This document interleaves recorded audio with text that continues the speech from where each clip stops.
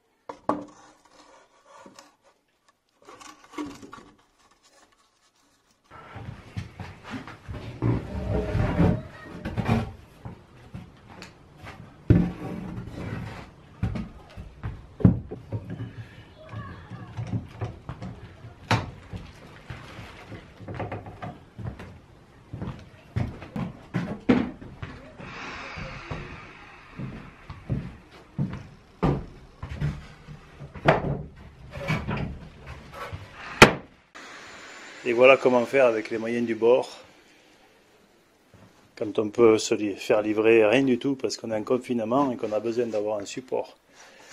Pour couper ces petites solives, ces petits chevrons, je ne sais pas trop comment ça s'appelle, ce sont des petites sections, mais il fallait un support, parce que là c'était impossible sinon.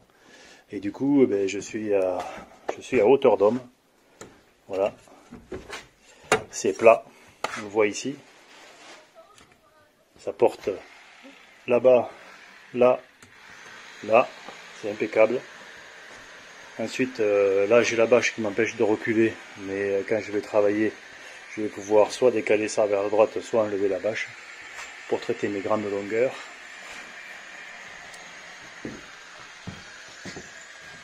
Donc ici ça ne va pas bouger, voilà, c'est calé avec la poutre et c'est guidé ici avec ce petit rail.